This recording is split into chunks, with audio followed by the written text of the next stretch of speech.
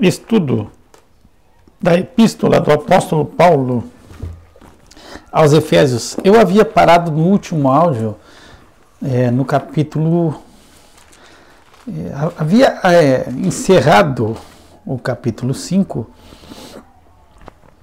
que trata sobre o matrimônio. O final do capítulo trata sobre o relacionamento do marido e mulher, e aí entra para o ambiente familiar. Eu acredito que aqui nessa base familiar é que se encontram todos os problemas. Não é difícil testemunhar no trabalho, não é difícil testemunhar na rua, mas é muito difícil ter o testemunho dentro de casa. Esse é o lugar, quem sabe é o palco de guerra principal e mais difícil. E como eu disse, existem inúmeros problemas, e aí, mas tudo vai culminar com rebeldia explícita, e a rebeldia explícita contra aquilo que Deus determinou, porque não é o homem que está determinando, não é o ser humano, isso é determinação, é mandamento de Deus. E aí, quando se rebela tanto o homem contra a mulher, está se rebelando contra a vontade e o mandamento de Deus. Ponto. Esse é o dilema, esse é o grande problema. É desobediência, é rebeldia explícita contra o Senhor. E aí existe dificuldade. Como resolver o problema? Eu acredito que teria que ir para a raiz, para o início. E aí se colocar às claras o que é o casamento, como Jesus mostrou para os discípulos. É a situação, é desse jeito. E aí os discípulos, tu pega Mateus 19, tu vai compreender, ou quem sabe Deus te abre o entendimento para te entender que a coisa é difícil, e não adianta tapar o sol com a peneira, achar que vai ser céu, não. Vai ser um terror, vai ser um inferno, vai ser difícil. E tem que ter paciência, tem que ter longanimidade. Do grego, longanimidade é macrotomia, macro, tu tem que ter longo de ânimo, não pode desanimar. E achar que tudo vai se resolver com um passe de mágica. Então, eu acho que inicia o tratamento antes. E se dá real, isso, é assim, assado. Eu brinco, mas é importante, eu acho que é engraçado, mas é importante dizer, olha, tá vindo uma velhinha no jogo, uma velhinha no pacote, e essa velhinha, quem sabe, vai ser difícil de aturar ela. Tá vindo uma sogra no pacote. E aí a pessoa tem que analisar tudo. Tudo.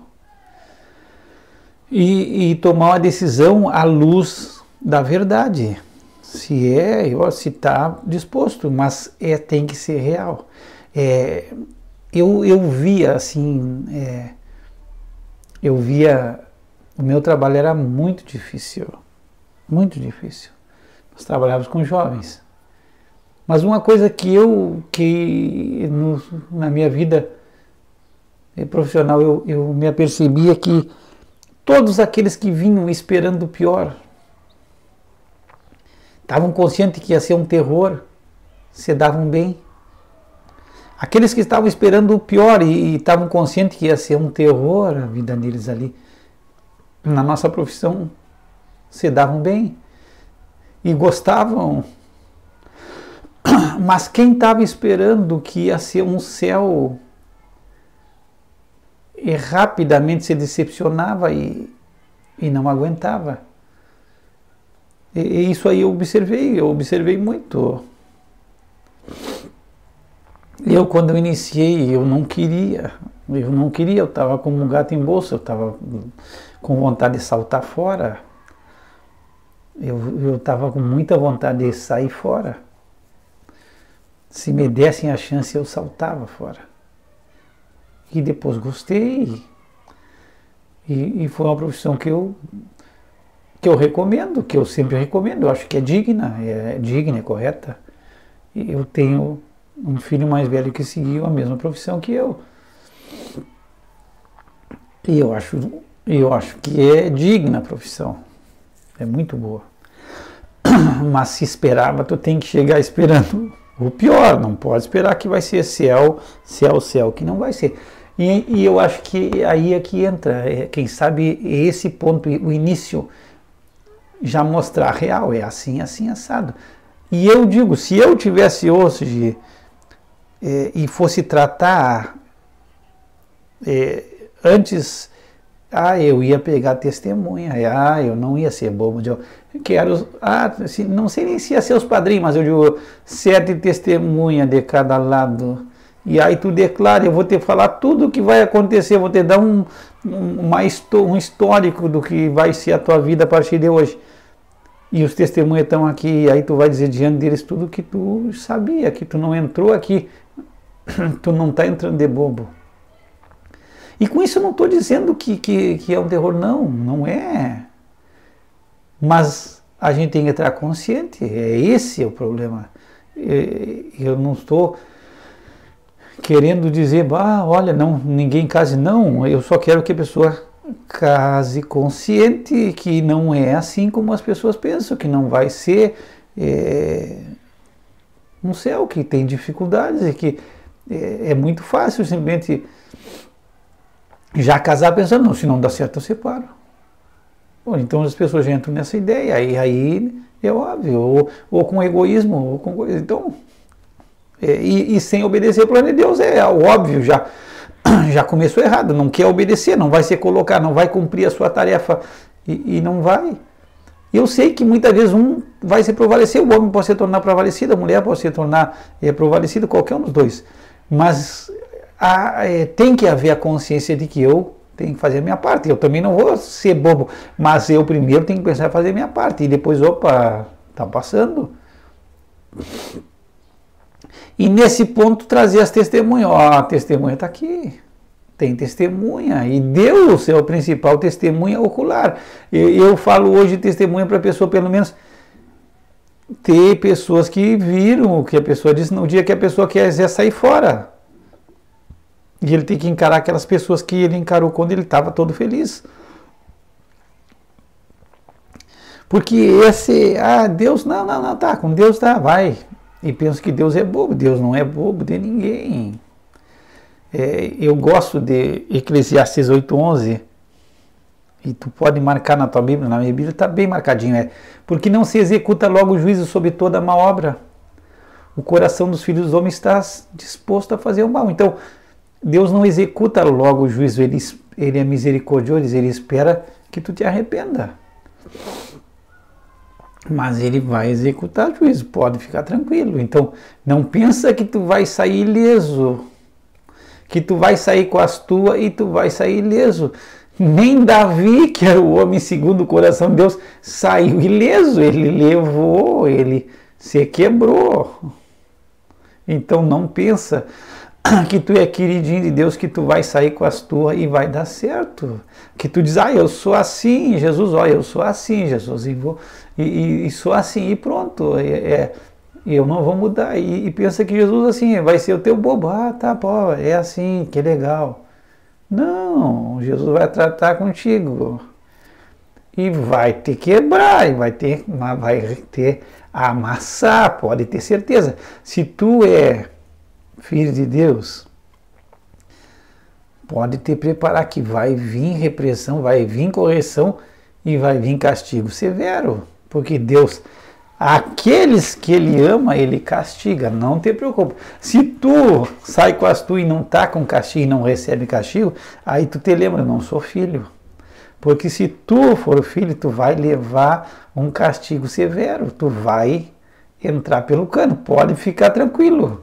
Mas assim, de maneira bem simples, pode esperar que o teu está reservado, vai vir, pode ficar tranquilo, que tu não vai sair com as tuas e seguir em rebeldia. Deus te dá tempo para te arrepender e voltar atrás. Por isso que diz, se reconcilia, acerta. Quando Jesus disse em Mateus 18, ele diz, ó, parece que é Mateus 18, te acerta com teu adversário enquanto tu está no caminho. Eu acho que não é Mateus, eu não me lembro agora se é 18, eu vou pegar aqui. Mas ele disse, ó, te acerta, não é 18. Te acerta quando tu está caminhando com ele ainda. Porque pode ser que ele te entregue para o juiz e tu pague caro. Então, te acerta com teu adversário, te acerta com quem tu está caminhando enquanto é tempo. Pode te acertar agora. Quando ainda tu está caminhando, não vai deixar passar o tempo, porque vai te custar caro, não vai sair legal para ti, ou tu pensa que tu vai sair com as tuas e vai dar tudo certo. Não. As coisas vão dar errado. Pode ter certeza. Pode ficar tranquilo que não vai ser dessa forma como tu pensa, que vai dar tudo certo, que Deus vai fechar os olhos, que Deus um vozinho legal, que tá. Não, Deus é a justiça e Ele não vai se deixar enganar. Nós entramos no capítulo 6 e aí saímos do casal, do âmbito de uma só carne, para os filhos. E aí eu sei que quando nasce uma criança, nós temos um netinho pequeno agora, nós já tínhamos uma netinha, que já está um pouquinho maior, que é a Giovanninha, e agora nasceu o Pedro, ele vai fazer, já tem 5 meses. E aí você acredita que os filhos, né, é um anjo? Não, é um anjo. A gente olha assim, é um anjo, mas não é um anjo. É mais um pecador que entra no barco. Nós já tinha 2 pecadores já dentro, e agora os pecadorzinhos começam a encher o barco. E aí nós temos uma casa com mais um pecador, e os pecadores vão se somando. Cada vez que vai nascendo, nasce mais um pecador. E aí Deus tem que tratar com todos. E aí no versículo 1 diz, vós filhos, sede obedientes a vossos pais no Senhor, porque isto é justo. Honra teu pai e tua mãe, que é o primeiro mandamento com promessa, para que te vá bem e vivas muito tempo sobre a terra. Então a primeira recomendação começa para os filhos, sejam obedientes, obedeça aos vossos pais no Senhor. E aí entra naquilo que é agradável a Deus, não é para obedecer para fazer coisa errada, mas obedecer no Senhor, porque isso é justo. Que os filhos sejam obedientes, que os filhos sejam responsáveis diante de Deus e que honrem os pais. Quando tu pega primeiro, 2 Timóteo, no capítulo 3, fala que no mundo sabe, porém, que nos últimos dias sobrevirão tempos trabalhosos. E aí, no versículo 2, diz, porque vai haver homens amantes de si mesmos, avarentos, presunçosos, soberbos, blasfemos, desobedientes a pai e mães, ingratos e profanos. É interessante já, é um sinal dos tempos, dos últimos tempos que nós vivemos, filhos que desobedecem não só pai, mas desobedecem pai e mães. Vai haver, isso é um sinal. Paulo está dizendo para Timóteo, sabe isso, nos últimos tempos vai ter esse tipo de pessoa, vão haver homens que são assim, eles são desobedientes a pai e mãe. E a Bíblia nos chama aos filhos a serem obedientes no Senhor, eles obedecerem os seus pais, porque isso é justo, isso é o correto, a gente tem que pagar a cada um o que deve. Se tu deve honra aos teus pais, tu tem que honrar os teus pais. E isso é digno. Paulo diz, tem promessa. É o primeiro mandamento que tem uma promessa, para que tu te vá bem e viva muito tempo sobre a terra. Às vezes a gente vê que as coisas não são bem assim, aí entra de novo rebeldia. Os filhos não obedecem os pais, são desobedientes aos pais, mesmo no meio cristão, e até filhos que professam a Jesus, que já aceitaram a Jesus e são totalmente rebeldes. São desobedientes a pai e mãe. Não respeitam pai e mãe, e parece que isso está virando uma coisa bastante comum. E a Bíblia, de novo, a palavra de Deus é clara, obedeça. Isso é justo. Tu quer fazer o que é justo?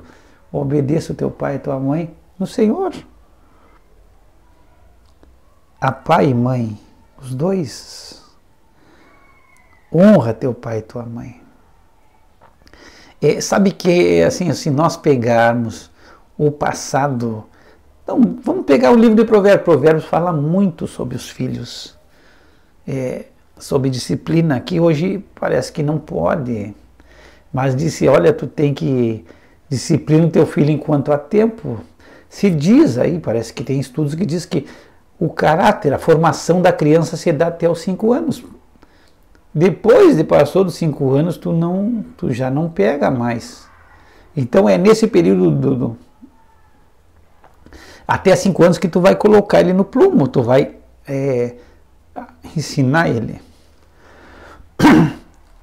A comunidade e a nação de Israel, o judaísmo era patriarcal. Mas quem tinha a responsabilidade desse ensino, esse primeiro ensino aos filhos era a mãe em casa, ela ensinava. Era a responsabilidade da mãe ensinar os filhos. Hoje nós temos um problema, porque como pai e mãe trabalham, muitas vezes os filhos ficam à deriva.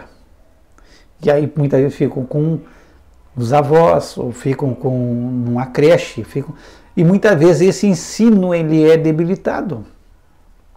E eu não estou dizendo que o pai e a mãe têm condição, porque muitas vezes são pessoas jovens que não têm experiência, não têm capacidade nenhuma. Então você está dando uma missão ingrata para os pais, porque os pais não têm experiência nenhuma de criar filho, de educar. Ninguém fez curso de educação de filhos. E às vezes você passa dos limites, às vezes você deixa coisas erradas, se ensina mal. Muitas vezes o que rebeldia é aplaudida, a criança faz uma coisa de rebeldia e se aplaude, e muitas vezes a criança faz uma coisa que não é rebeldia, que foi uma fatalidade, e aí você quebra a criança, e aí a criança não sabe os limites. E não tem linhas claras, e a criança se torna insegura. Ela faz rebeldia e aí acha um graça e bate em palma. E muitas vezes ela faz uma coisa que não foi por rebeldia, mas muitas vezes até pela criança. Uma coisa que foi uma fatalidade, que pode acontecer até com um adulto, quebrar alguma coisa sem querer. E aí, muitas vezes você rebenta, você quebra a criança. E a criança fica sem a noção do que é certo e o que é errado. Então, tem que haver linhas certas. A conduta é essa. É esse jeito. Mas eu não acredito, eu não acredito, eu penso comigo que não tem. Eu acho que a pessoa que chegue à idade adulta e a gente não olha para trás, poxa, nós erramos. Nós criamos 4 filhos, homens. E a gente vê que teve muita falha na nossa criação. Muita coisa que a gente não se apercebeu o que aconteceu. E os nossos filhos, nós somos rígidos com eles. Minha esposa foi muito rígida com eles. Eu fui rígido também. Mas a gente parece que nunca consegue atacar todos os pontos. Mas a Bíblia chama o filho a ser obediente, a ele se dispor. Porque depois vai falar sobre os pais. Mas primeiro aqui é uma recomendação sobre os filhos. É interessante quando tu vê no mundo antigo, na Grécia antiga, o jovem, o moço, ele ia passar uma idade de filho e ele passava à disposição do Estado. Você fala isso aí. e ele passava 2 anos para aprender a ser um bom cidadão, perdão, a ocupar uma posição na sociedade que ele viesse a ser de proveito para o país, para o Estado. E ele passava 2 anos nesse estudo, nesse como se fosse um curso de ser um bom cidadão. E ali, quando ele passava de criança a uma situação já para passar a situação de responsável, ele se tornava, do grego eram efebos, da onde vem a nossa palavra cadetes, como tem esses do exército, que o militar é cadete, está lá aprendendo, é efebos, ele passava 2 anos aprendendo, e aí dali ele ia sair para alguma coisa que ele ia fazer para ser útil ao Estado. Então 2 anos estudando, aprendendo. Os romanos também, eu não me lembro do nome, mas os romanos também tinham um festival, que era a passagem do filho de criança para responsável. Parece que ele trazia as coisas de criança dele e ali ele deixava a tomar uma atitude de obediência. Então, imagina só, os romanos, eles tinham uma tradição que o pai tinha o poder sobre os filhos, era pátria potentes o nome. E o pai tinha o poder absoluto sobre os filhos, até mesmo para matar um filho, e não era crime. Se ele julgasse que ele devia matar o filho, ele matava e era normal. Ou se ele julgasse que tinha que vender o filho, ele vendia, ele tinha o total poder sobre o filho. Então isso aí traz um temor grande em obediência. Se ele achasse que o filho não era obediente, ele matava, assim, na tranquila, na boa, pode matar. O pai tinha esse poder e não era crime. Aí eu sei que sempre existem pessoas que abusam das crianças, isso é terrível. Infelizmente hoje aqueles que tinham que cuidar e preservar, a gente tem que ter cuidado com eles. Eu quando converso com meus filhos, quem sabe a gente quando era novo foi muito ingênuo, mas hoje a gente tem que, abre o olho com teus filhos, filho não dorme na casa de ninguém, tu tem que ver, tu tem que conversar, tu tem que explicar o que pode e o que não pode, porque hoje tu coloca uma criança nas mãos de um adulto para cuidar, e esse é o primeiro a abusar muitas vezes, não estou dizendo geral, mas a gente tem que cuidar, muitos adultos abusam das crianças e intimidam as crianças, e os pais não podem ser ingênuos. Nós estamos vivendo nos últimos tempos, ninguém é anjo, e eu sempre converso com esses 2 netos que nós temos, assim, quando a gente tem a oportunidade de conversar, agora mesmo que eu estou mais perto desse filho que nasceu, o último neto, que é o Pedro. Eu digo, filho, ele não pode ficar na casa de ninguém, ele é pequeno. E tem que mostrar para ele o que pode e o que não pode, e que ele não tenha medo de ninguém para falar o que faz, o que fizeram, o que falaram para ele, o que se tocaram, o que ele não pode ter medo de vocês, de chegar e contar as coisas. Então, hoje a gente tem que ficar com o pé atrás com todo mundo. Olha o que a gente escuta, eu não sei se foi pelo evento da internet, da gente se tornar muito público muitas coisas. Hoje a gente sabe de tudo. E a gente se apavora de familiares que se aproveitam de criança, abusam de criança, pessoas doentes, pessoas... E eu sei que o homem, eu digo, o homem é capaz de fazer qualquer coisa, não tem o que me surpreenda que nós não possamos fazer, então nós temos que ter cuidado com tudo. Porque não se surpreende de nada que um homem possa fazer, qualquer homem possa fazer qualquer coisa, não tem o que nos surpreenda hoje. E ninguém é anjo, e a gente tem que alertar, e a gente tem que estar esperto. Eu digo, nosso filho, nós temos que estar, todo mundo tem que estar vivo, porque não tem o que um homem não possa fazer de errado, o homem faz qualquer loucura. E não existe limite para o mal. Não existe a mente humana para o mal, ela é é prodigiosa, ela tem ideias para fazer o que é mal. Então a gente tem que ter cuidado. É interessante, no caso judeu, aí vamos puxar, eu falei sobre Roma, do poder do pai sobre os filhos, e do grego, mas os judeus era super interessante a situação. Eles chamavam os filhos de néfios, do hebraico era infante. Quando a criança completava 12 anos, o pai, no primeiro dia de repouso, ele apresentava esse filho na sinagoga. Olha só como é que era o sistema judaico. Eles se chamavam os bar mitva. Era um bar vitna, era filho da lei.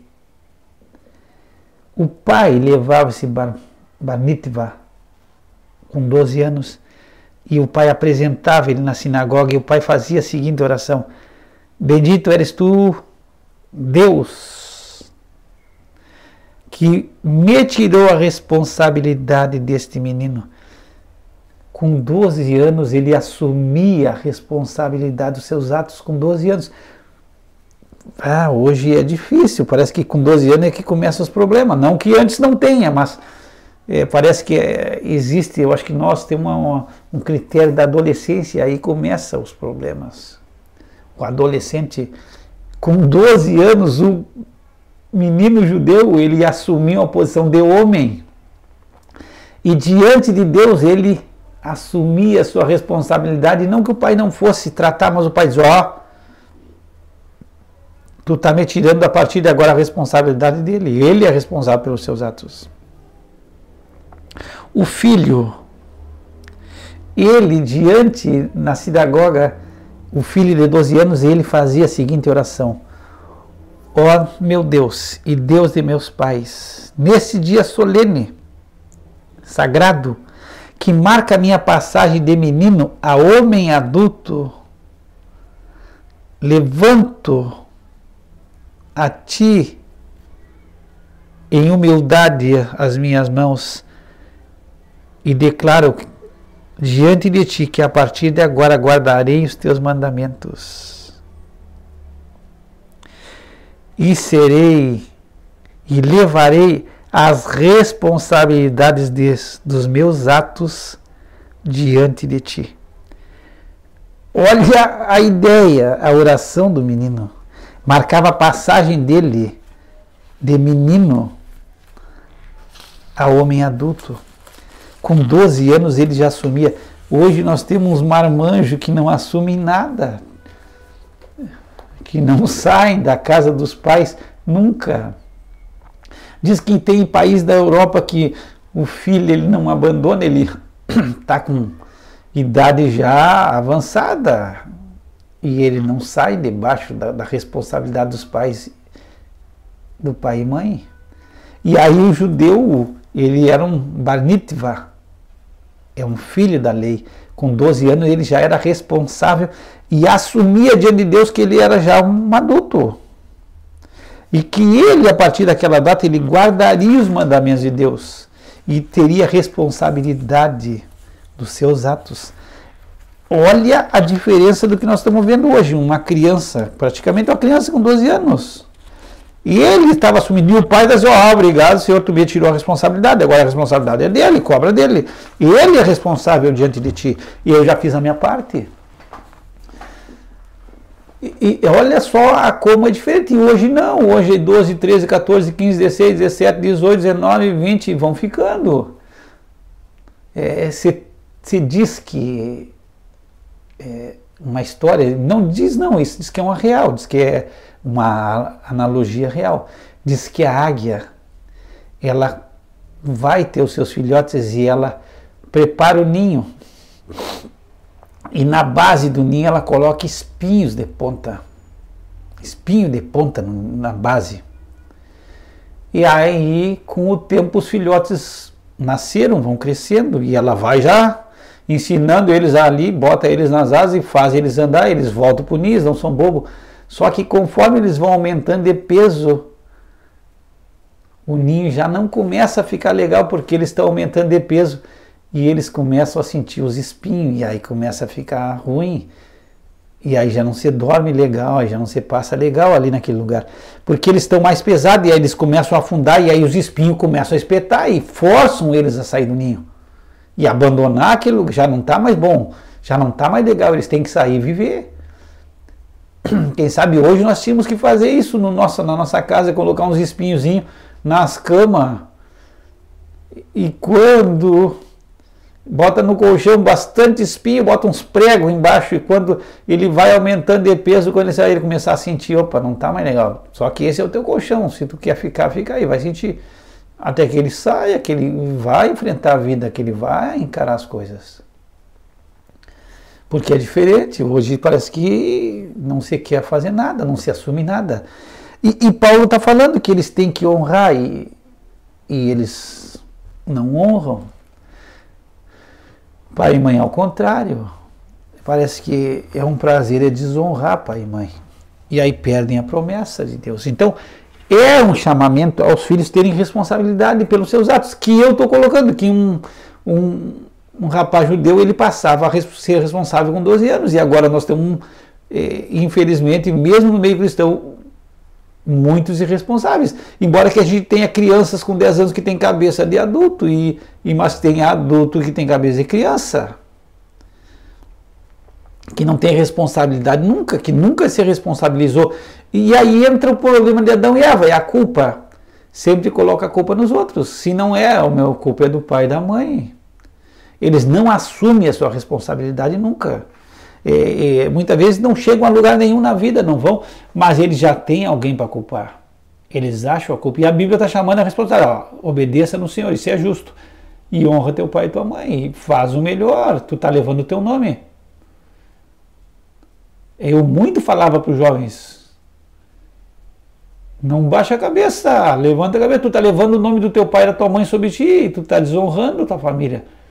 Segura, mantenha a posição, segura a bandeira, vai embora, firma a passada e vai em frente, porque tu leva o nome da tua família sobre ti, tu está trazendo o nome do teu pai e da tua mãe sobre a tua vida, e tu vai ter que mostrar, e tu está desonrando a tua família quando tu tem certas atitudes que não são dignas, que não são de boa índole, e tu tem que mostrar virtude, porque tu está representando a tua casa. E aí a Bíblia fala, obedeça e honra pai e mãe. Honrar, e na maioria das vezes está falando, não é só, eu respeito meu pai. Porque tem gente que não respeita, a gente vê claramente que o tratamento, a maneira que fala com o pai parece estar falando com o filho. Se o pai falar alguma coisa, periga apanhar hoje. Eu fico pensando nesse celular aí, se tu chegar a tirar um celular de um jovem desses aí, poxa, tu periga a tua casa ser destruída, porque eles vão morrer. Eles perigam agredir um pai e uma mãe, que o pai perdeu a autoridade. E a gente deixou acontecer. Mas hoje é terrível. E a gente vê um filho falando com o pai, parece que ele está falando com o filho dele. Ele trata mas com uma ira e com a raiva que é descomunal. Então a desobediência também. Aí entra o quê? Rebeldia. E honrar, que eu estava falando, não é só, eu respeito, eu falo como, não é honrar, é ajudar financeiramente, se tu tem condição, ajuda a manter. Tu te lembra que na época de Paulo não tinha aposentadoria. Muitas vezes os pais, ou até a mesma mãe, ficava sozinha, e a igreja assumia as viúvas para ajudar na alimentação, porque elas não tinham trabalho, não tinham recurso. E aí Paulo disse, olha, o filho que não cuida dos pais, esse é pior que o incrédulo.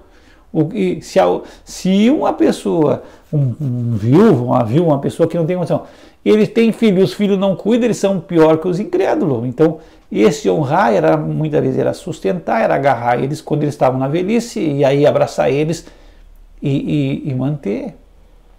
Então, de novo, aqui está falando de rebeldia.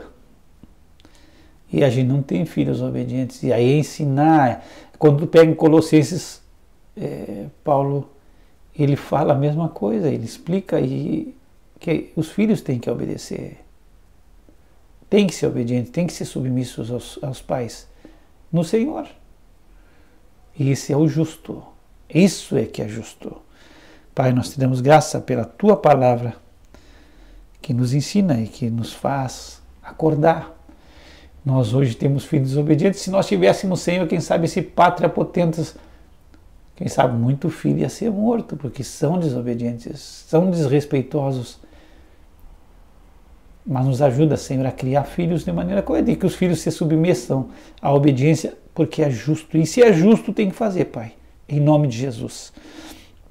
Que o Senhor te abençoe e te guarde, que o Senhor faça resplandecer sobre ti o seu rosto e tenha misericórdia de ti. Que o Senhor levante seu rosto sobre ti e te dê a paz. Graça e paz da parte de Deus nosso Pai e do Senhor Jesus Cristo.